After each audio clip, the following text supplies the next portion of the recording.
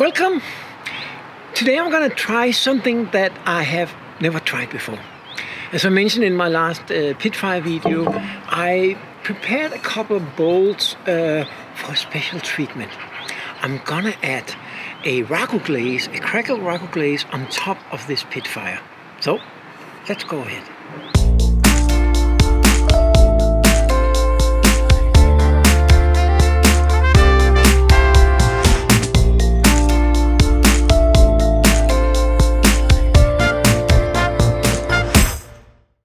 This pot was made to be like a flower pot. I think it looks, it's interesting enough in itself as a Pitfired pot, but I made it specifically to try this with a clear glaze, clear layer of Raku glaze and then Raku fired.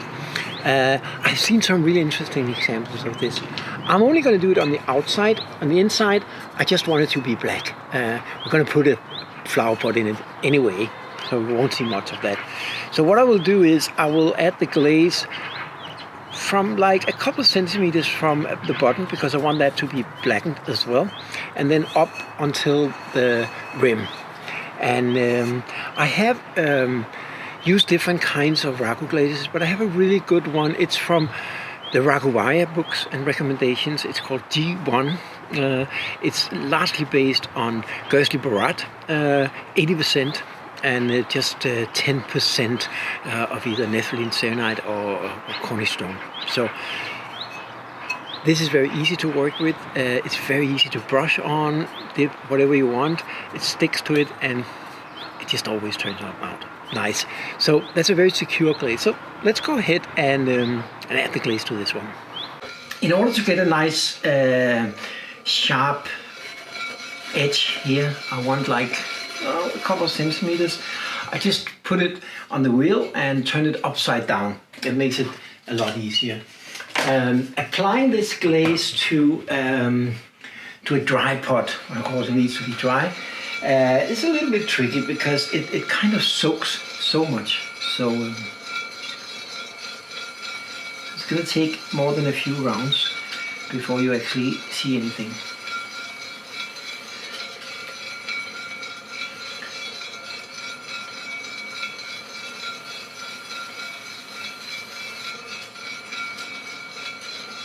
And to begin with, the edges may not seem so sharp, but eventually it will come around.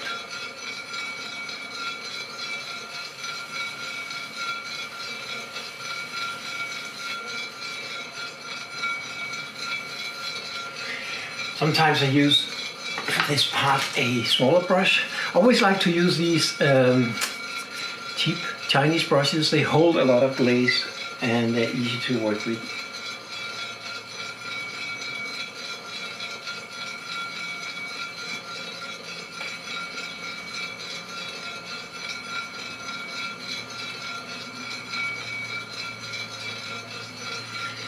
See, now it's coming around.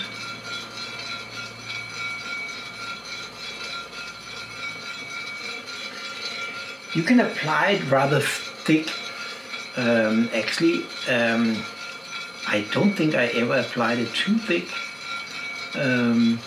So please put on as much as you possibly can.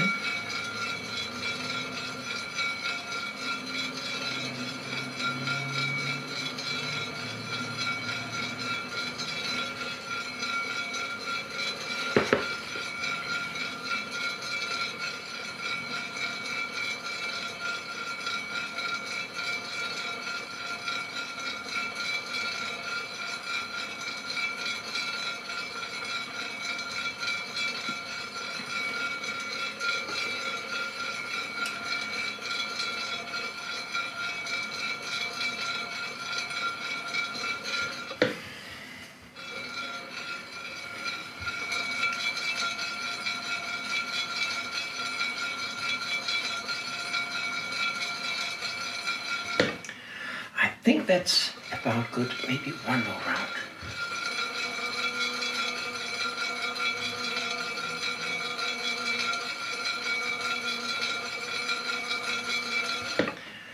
Yeah, I think that's good.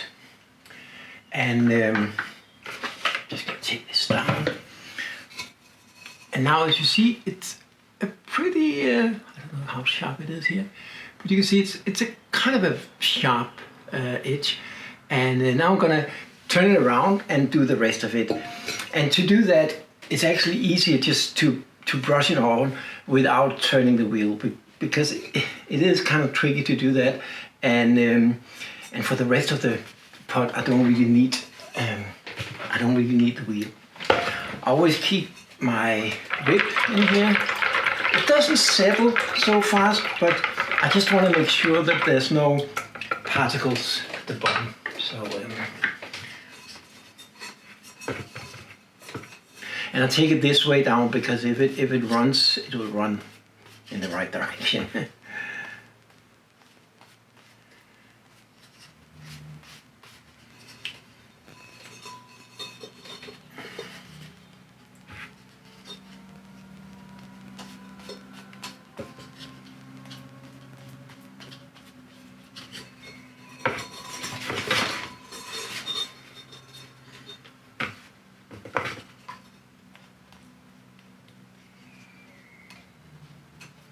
It takes more than one layer, typically like 2-3 layers before it gets thick enough. And it doesn't matter if it's not completely equal.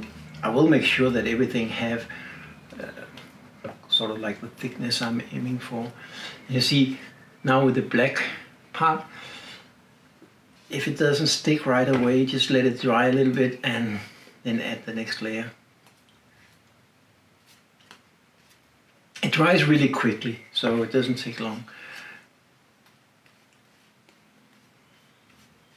I think I'm just gonna go around and then get back to this part in the end.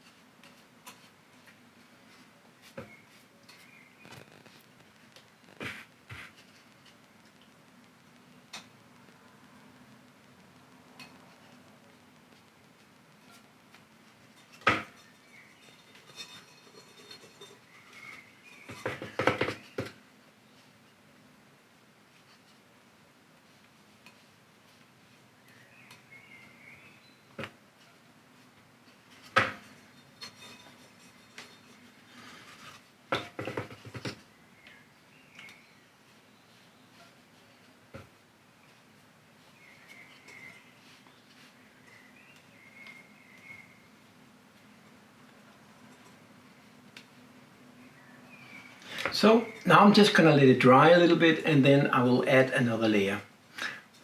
Apparently it's a little difficult for the glaze to stick on the black part. It may be because it's carbonated, I don't know, something to do with the surface.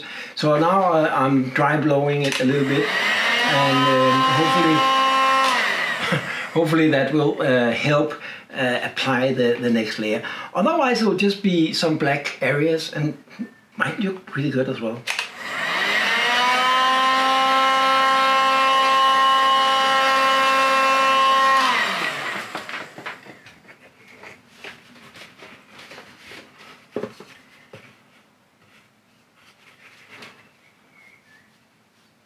Yeah, see, that's a little better.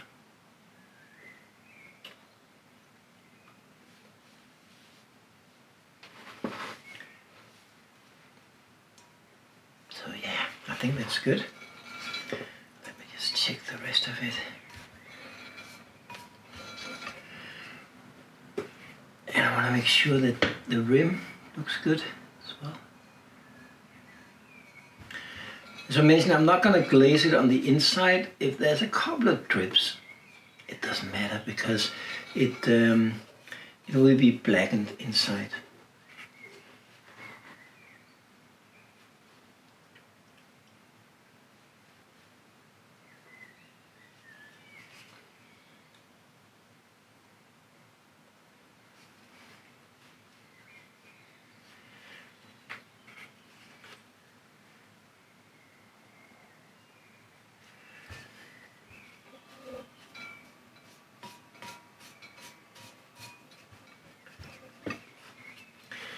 So I think this is as good as it gets.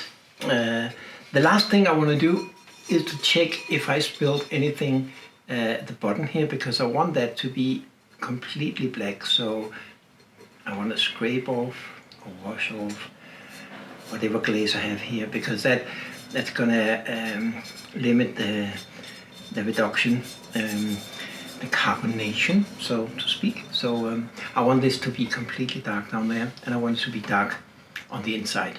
Right now we have like some Pitfired colors in there. They're not gorgeous, they're just plain. So now we have it glazed, and next step is to Raku fire it. One thing I forgot to mention is that this clay is a very special clay. It's called Ashraf Hanna, named from the very famous potter Ashraf Hanna. You should look him up. It's really, really good. I think it's a him. Anyway, look it up. This clay have a very high percentage of grog, or rather molluskite, fine porcelain, burnt porcelain, 58% in fact. But it's in different sizes, so you can actually get a very smooth surface if you work with it. But the good thing is about this clay is that it is very resistant to thermal shock. So no problem in Pitfire, no problem in Raku. In fact, I once took it out of the Raku oven or Raku Kiln, 1000 degrees Celsius, right into ice cold water. Nothing happened. Very few clays can sustain that sort of thermal shock. So I used it for this experiment because I want to make sure that I could take it all the way without getting any cracks. So you can probably do the same thing with other clays that are thermal resistant enough for Raku. In Pitfire they will usually survive, but it's a Raku thing where we have this very dramatic thermal shock that we need clay that can sustain that. So this should work well. Now is the day we're gonna fire this pot. It has been Pitfired, and I applied the layer of glaze on top of it, and now I'm gonna put it into my Raku Kiln. I'm gonna add a few more pots that are similar to this in the way that they are using the same base recipe. So they're probably gonna have about the same temperature to fully mature. And which is important, because when you put things into your Raku Kiln, you're gonna make sure that it's basically the same recipe that you are using, because different recipes require different temperatures before they are ready. I do measure temperature, but I also look into the pH to look at the maturity of the glaze, because temperature is not always the best way to measure. So what you're going to look for is that it kind of first it bubbles up a little bit, that's not ready, and then it kind of melts out, and it looks like the water on an icy lake. That's a very good reference. So if you've ever seen that, like it's shiny, kind of like a watery layer on the ice, that's when it's ready. Then I'm going to pull it out, put it into a reduction bucket, where I have some I think some sawdust, some paper, and all that smoke is going to settle into the cracks, hopefully the cracks of the pot. I am just preheating my Raku Kiln. I haven't used it this spring yet, and I must be honest and say I haven't been too kind to it. So a little bit of moist, a little bit of water slipped into it.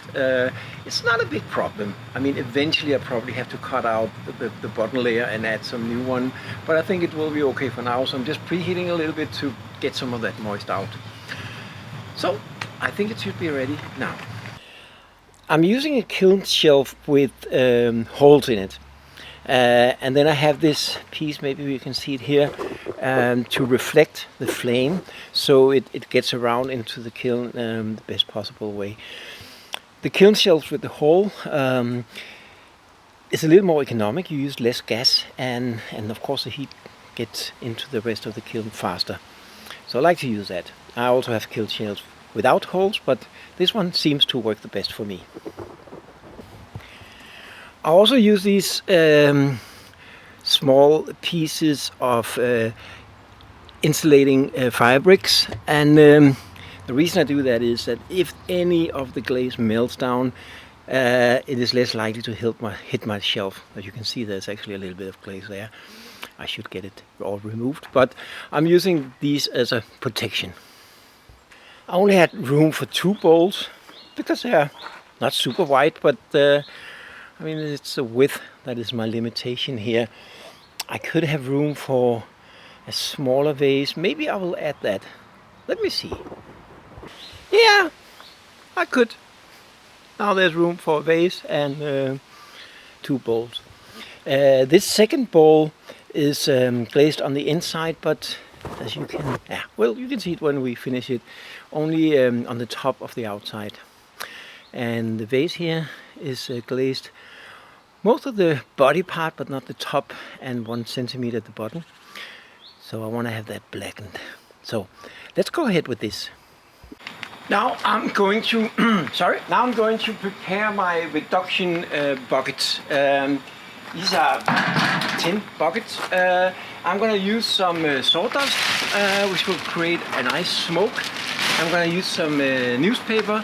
I will wrap it around the inside of each of the buckets, and I will use it in the rim of the buckets to make sure that it seals as perfectly as possible. So, see, this is the first one. Put sawdust in the bottom, and I put a wrapping of newspaper around the sides, and then I put a little bit of water on this newspaper and put it around the rim, because then when I put the lid on, it's gonna be tight and good. So the more tight it is, the more of the smoke will stay in there and smoking up the pot, and that's exactly what we want.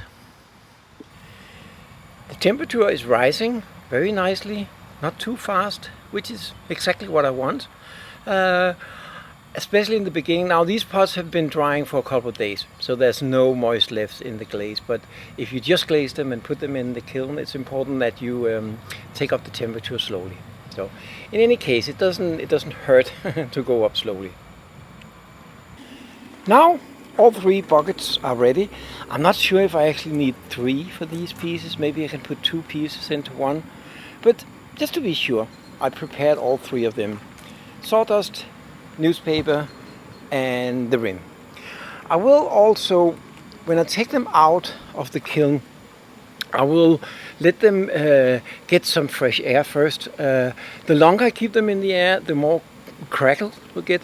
I may even spray a little bit of air or even some water on them to increase the crackle. And then I will put it down into the buckets. They still need to be warm enough to ignite the sawdust and newspaper to create all that beautiful smoke. I turned up the gas a little bit, so the increase in temperature now goes a little bit faster.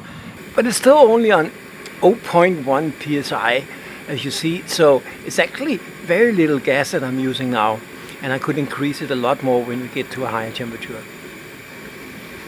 I will be looking into this hole, and it's very difficult to see with my camera. Of course, it all becomes cloudy and stuff, but I will be looking into the hole. Depending on what I actually use in the kiln, I will wear a mask, of course, some glasses, but I will be looking for the change of the surface of the pots so that I take them out at exactly the right time. The temperature is going up a little bit slower than usual, and I suspect that it has to do with the moist that is still left inside the kiln. So I'm trying to adjust the flame and the gas pressure, and yeah, I will get it up there. It should go up to at least 800-900 degrees before the glaze is probably melted, so I need another couple of 100 degrees.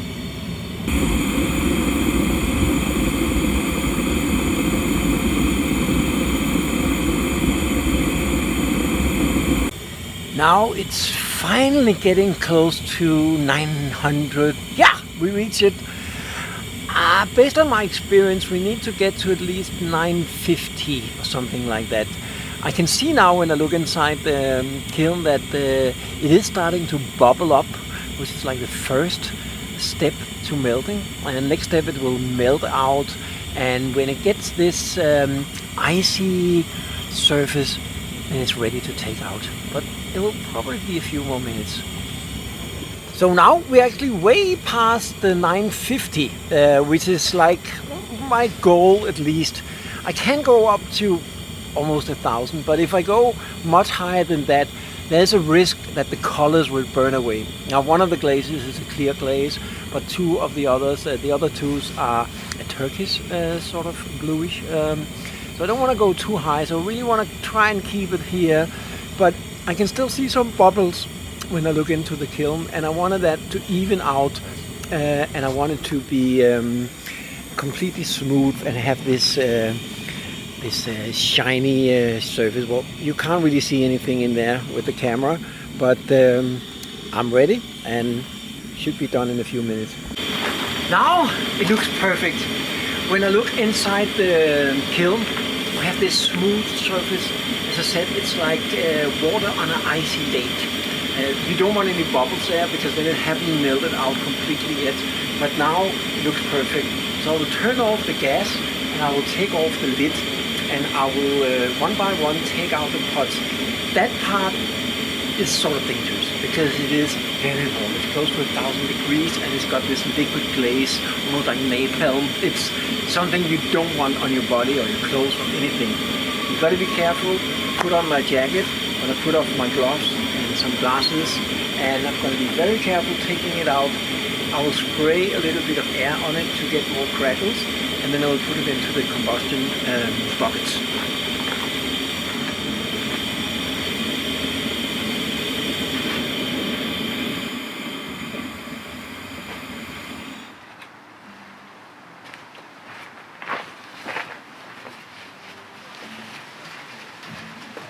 You can buy expensive Raku gloves.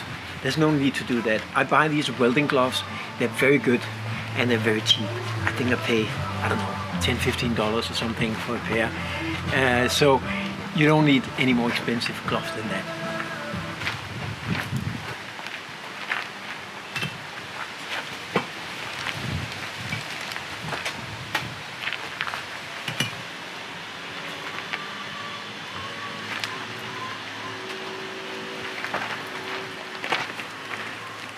Let's take a look inside. You see? You can see it here that the glazes have sort of melted out completely.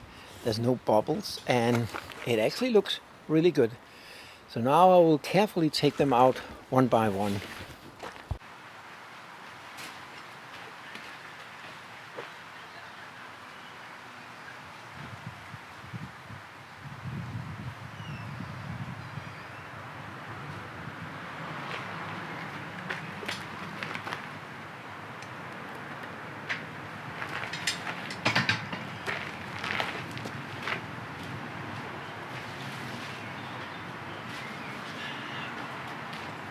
I have some of this air spray, air duster. It's just pure air. It helps create more crackles when I blow this. You can also blow water on it.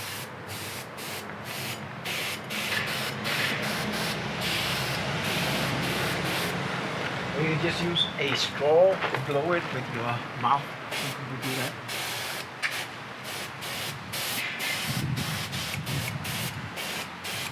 I think that's good enough. So now we will put it into the bucket, and I'm just thinking if it can fit the little one. I hope so. Yeah, that's perfect. I'm just gonna throw a little bit of extra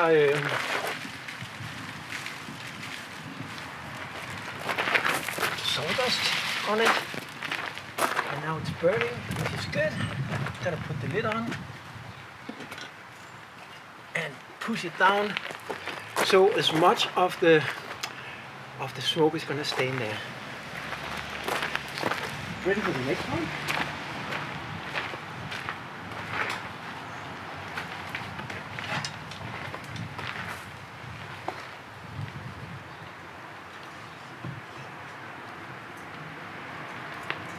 This is the one with that has been pit-fired, and now we added a layer of clear glaze. And again, I want to create some more heavy crackles here. And it's funny, you can hear the sound of it.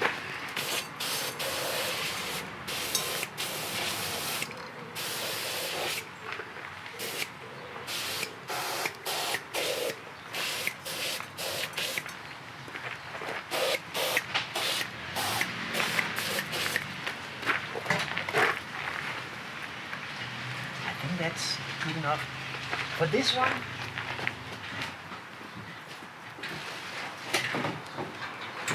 For this one, I'll actually use a little bit of water as well.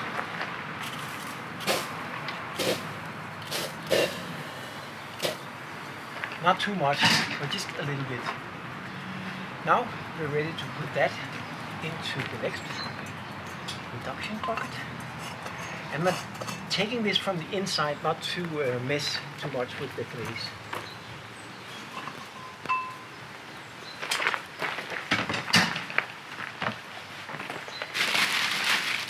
And again, taking some extra sawdust here.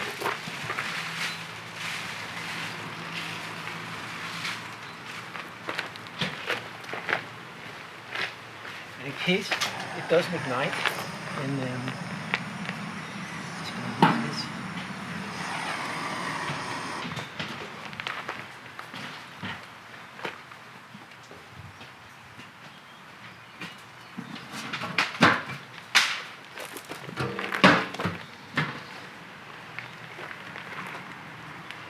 so that was the second one, and now the last one.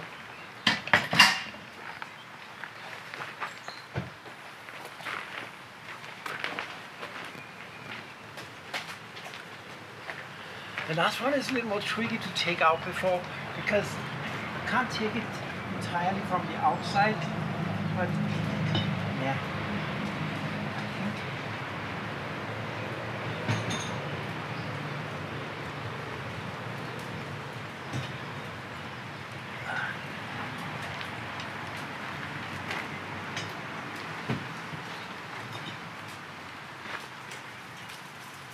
I think this is the best I can do. And again, this one is only glazed on the inside and a little bit on the rim, but not on the outside.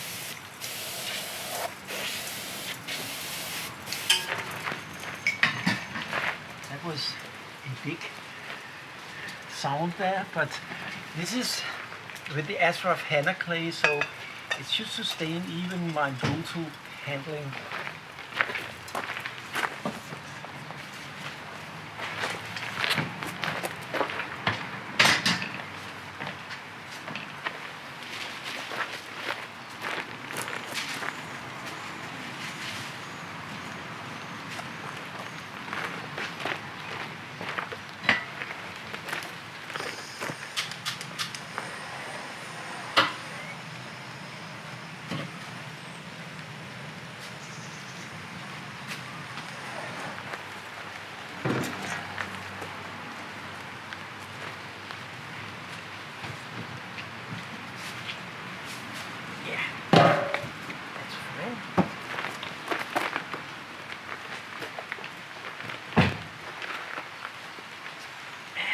Put a stone on that one too, because we want to keep it in there as much as possible.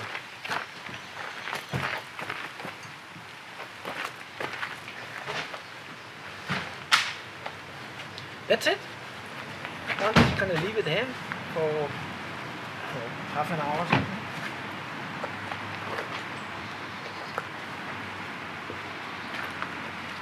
And then it will be done.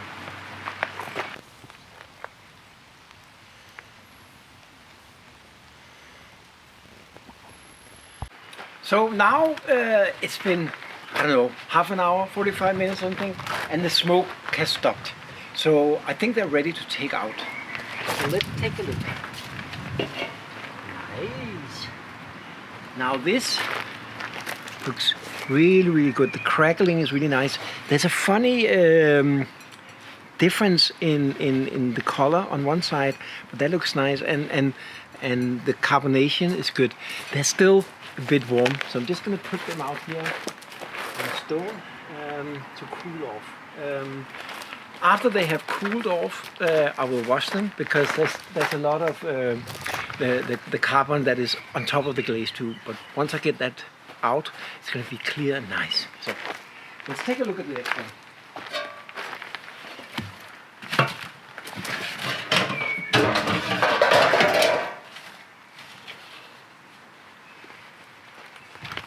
This has not carbonated so much at the sides, but very much at the bottom. But the crackle inside looks nice. So I could carbonate it a little more, but I think it also looks nice this way. So I'm gonna leave it for now.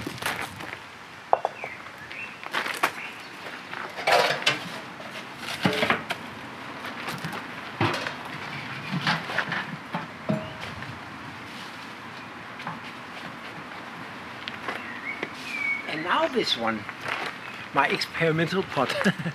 This is the one, this pot is the one that have been pit-fired first, and then it was glazed with the crackle glaze, clear glaze, and it will be interesting once I clean it up to see how it looks. I don't know why it got this greenish here. It could be the fuming from the pot next to it, but it actually looks really nice. So I will wash it when it's a little bit colder, still a little bit hot. So I'll show you how it looks like when I clean it up. To be honest, I really don't like how this turned out. I mean, technically it did work. The glaze attached well, it didn't peel off. I was afraid of that because of the previous pit fire. It could have done that, but it worked great. But the crackles was not as deep and wide as I was hoping for, and there's no shining through of the colors from the pit fire. So it really just looked like a normal Raku fired pot. And the crackles, well, I don't think they turned out so well. You may be able to see it here on a close-up. I mean, it's not terrible. It's just not at all what I expected. It can still work as a flower pot, put it in the garden somewhere. I'm not gonna give up though. I will try and do some more experiments with this combination of Pitfire and Raku, because I think there's some gems hidden in there, some great things hidden in there. But as you remember, I also had some other pots in the same Raku, and these ones were like surprising too. Didn't turn out exactly as I was expecting, but I really think, now my chicken are making so much noise, it's funny, but I really like how this turned out. This is so shiny, the crackles and the colors and everything is just, I mean, I really love this. So even though the combination of Pitfire and Raku Glaze didn't turn out the way I wanted, I'm still pretty happy. I learned something and I got a few really good pots out of that fire. So that's it. I hope you like this experiment. If you like this video, if you like my other videos, please subscribe, share, make a comment if you have something to ask, and come back soon again. There's more videos on the way. Thank you.